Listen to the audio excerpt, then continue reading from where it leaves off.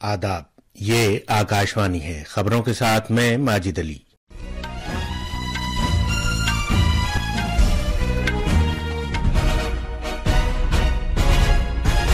सदर जमहूरिया द्रौपदी मुर्मू न्यूजीलैंड के 3 रोजा सरकारी दौरे पर ऑकलैंड पहुंच गई हैं। हुकूमत मुल्क के टायर 2 और टायर 3 शहरों में आईटी सनत को वसअत देने का मंसूबा रखती है ताकि इत्तलाती टेक्नोलॉजी के इनकलाब से हर शहरी इस्तिफादा कर सके। सीबीआई ने उस वाकये की तहकीकात अपने हाथ में ले ली है जिसमें दिल्ली के एक कोचिंग सेंटर में पानी भर जाने के बाद आईएएस की तैयारी कर रहे 3 तलबा की डूबने से मौत हो गई थी।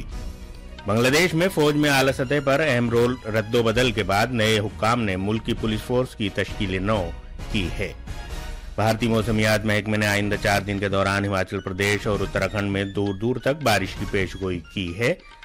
भारत की सरकर्दा कुश्ती खिलाड़ी विनेश फोगाट महज कुछ ग्राम से ओवरवेट होने के सबब पेरिस ओलंपिक से नाअहल करार दे दी गई हैं।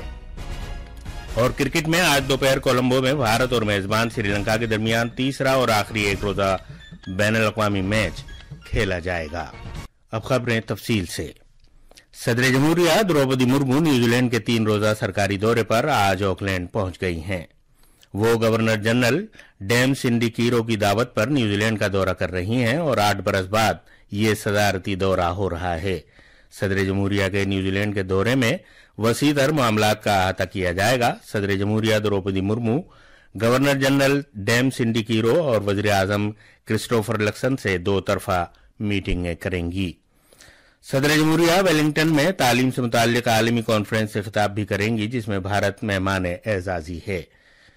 वो ऑकलैंड में वहां आबाद भारतीय आबादी से बातचीत भी करेंगी। उनके इस दौरे से कई शोबों में बढ़ते ताल्लुकात को मजीद फुर्सत मिलेगी। हुकूमत मुल्क के टायर 2 और टायर 3 शहरों में इत्तलाती टेक्नोलॉजी की सनत को वसअत देने का मंसूबा रखती है ताकि इत्तलाती टेक्नोलॉजी के इनकलाब से हर शहरी इस्तिफादा कर सके।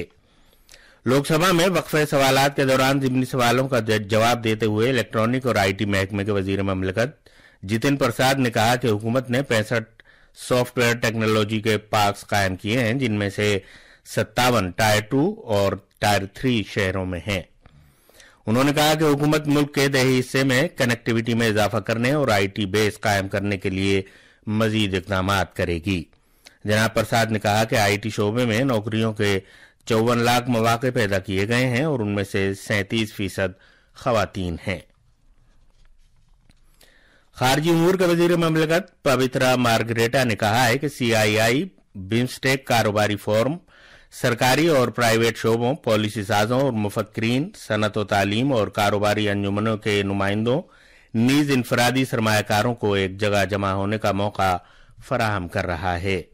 कल नई दिल्ली में सरबराह कॉन्फ्रेंस से अपने खिताब में जनाब मार्गरेटा ने कहा कि ये बात हौसला अफजा है कि जिन्स को असल धारे में लाना कारोबारी समिट के एजेंडे का एक हिस्सा है।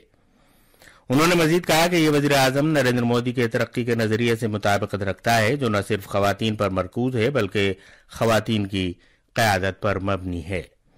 उन्होंने कहा कि खवातीन की क़यादत में तरक्की भारत की G20 की सदारत का एक जामे उनसुर था और ये पायदार तरक्की के लिए लाजमी है। जनाब मार्गरेटा ने इस बात पर जोर दिया कि बिम्स्टेक खित्ता दुनिया की आबादी के तकरीबन 25% पर मुश्तमिल है जहां कुदरती और इंसानी दोनों वसाइल मौजूद हैं। मरकजी जांच ब्यूरो सीबीआई ने दिल्ली के एक कोचिंग सेंटर में पानी भर जाने के बाद आईएएस की तैयारी कर रहे 3 तलबा की मौत की तहकीकात का मामला अपने हाथ में ले लिया है। इससे कबल दिल्ली पुलिस इस मामले की तहकीकात कर रही थी। गुज़िश्ता दिनों कौमी राजधानी के ओल्ड राजेंद्र नगर में एक कोचिंग सेंटर के बेसमेंट में पानी भर जाने के बाद आईएएस की तैयारी कर रहे 3 तलबा की डूबने से मौत हो गई थी। मरकजी वजारत दाखिला ने इस वाक़े की तहकीकात के लिए एक कमेटी भी तश्कील दी है। यह कमेटी हादसे की वजूहात, जवाबदेही तय करने, एहतियाती इक़दाम और पॉलिसी में तब्दीली की सिफारिशात के हवाले से इंक्वायरी करेगी। आज के कैलाश नाथन ने पुडुचेरी के लेफ्टिनेंट गवर्नर की हैसियत से हलफ लिया। मद्रास हाईकोर्ट के कारगुजार chief justice D Krishna Kumar ने राजनिवास में उन्हें ओहदे और राजदारी का हलफ दिलाया। वजीर आला एन रंगस्वामी, उनके काबीनी रुफका ارکان اسمبلی اور مرکز کے زیر انتظام علاقے کے عہدیداران نے اس تقریب میں شرکت کی۔ بنگلہ دیش میں فوج میں اعلی سطح پر بڑے پیمانے پر رد و بدل کیے جانے کے بعد نئے حکام نے آج ملک کی پولیس فورس کی تشکیل نو کی ہے۔ نئی حکومت نے پولیس کے ایڈیشنل انسپکٹر جنرل محمد ہارون AR راشد کو ریپڈ ایکشن بٹالین کے ڈائریکٹر جنرل کے عہدے سے ہٹا دیا ہے۔ ان کی جگہ AKM شاہد الرحمان نے لی ہے۔ محمد معین الحسن کو ڈھاکہ کی میٹروپولیٹن پولیس کا نیا کمشنر مقرر کیا گیا ہے۔ امور داخلہ کی وزارت کے تحت پبلک سیکورٹی ڈویژن نے اس بارے میں ایک نوٹیفیکیشن جاری کیا ہے۔ ڈھاکہ میں بھارتی ہائی کمیشن کے اضافی سٹاف اور کنبے رضاکارانہ بنیاد پر کمرشل پرواز کے ذریعے بنگلہ دیش سے بھارت واپس آ گئے ہیں۔ ذرائع نے بتایا کہ سبھی سفارتکار ہائی کمیشن میں موجود ہیں اور ہائی کمیشن میں کام کاج ہو رہا ہے۔ یہ خبریں آکاشوانی سے نشر کی جا رہی ہیں۔ بھارتی موسمیات محکمے IMD نے ہماچل پردیش اور اتراکھنڈ میں آئندہ 4 روز کے دوران دور دور تک بارش کی پیشگوئی کی ہے۔ ہماچل پردیش، مغربی اتر پردیش، مشرقی مدھیہ پردیش اور اتراکھنڈ میں بھی آج بہت شدید بارش ہونے کا امکان ہے۔ اس دوران جموں کشمیر، مشرقی اتر پردیش، مشرقی راجستھان، پنجاب، ہریانہ اور چنڈی گڑھ میں اگلے 2 سے 3 روز کے دوران شدید بارش کے حالات رہیں گے۔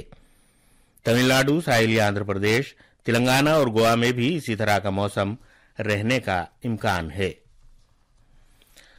ملک آج سرکردہ شاعر، مصنف، عظیم مفکر، سماجی مصلح اور ماہر تعلیم گرودیو رابندر ناتھ ٹیگور کو ان کی برسی پر خراج عقیدت پیش کر رہا ہے۔ نوبل انعام یافتہ اور بھارت کے قومی ترانے کے مصنف کو یاد کرتے ہوئے وزیر داخلہ امت شاہ نے ایک سوشل میڈیا پوسٹ میں کہا کہ گرودیو نے اپنی تخلیقات سے نہ صرف اپنی ثقافت، روایات اور بیداری کے تئیں معاشرے کو تحریک دی تھی، بلکہ ہم وطنوں میں خودداری کا جذبہ پیدا کر کے آزادی کی تحریک کو نئی توانائی بھی فراہم کی تھی۔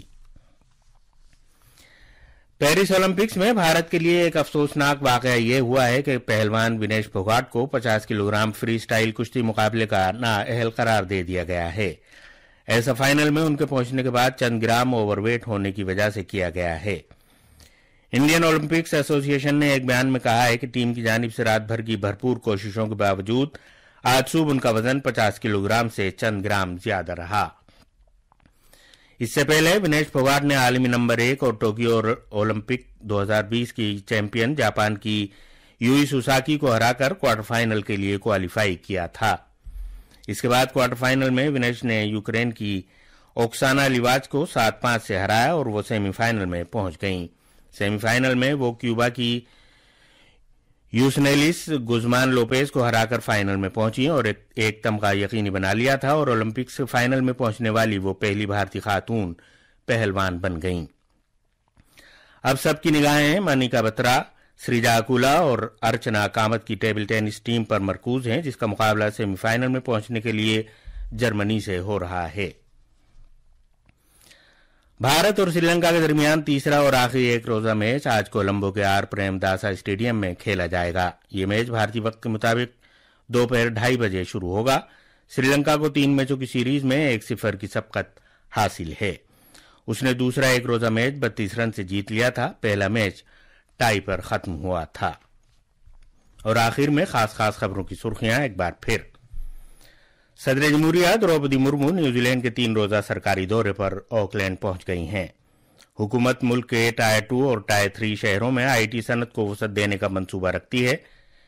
CBI نے اس واقعے کی تحقیقات اپنے ہاتھ میں لے لی ہے جس میں دلی کے ایک کوچنگ سینٹر میں IAS کی تیاری کر رہے 3 طلبہ کی موت ہو گئی تھی۔ بنگلہ دیش میں فوج میں اعلی سطح پر اہم رد و بدل کے بعد نئے حکام نے ملک کی پولیس فورس کی تشکیل نو کی ہے۔ بھارتی موسمیات محکمے نے آئندہ 4 دن کے دوران ہماچل پردیش اور اتراکھنڈ میں دور دور تک بارش کی پیشگوئی کی ہے۔ بھارت کی سرکردہ کشتی کھلاڑی ونیش پھوگاٹ محض کچھ گرام سے اوور ویٹ ہونے کے سبب پیرس اولمپک سے نااہل قرار دے دی گئی ہیں۔ اس کے ساتھ ہی خبروں کا یہ بلیٹن ختم ہوا۔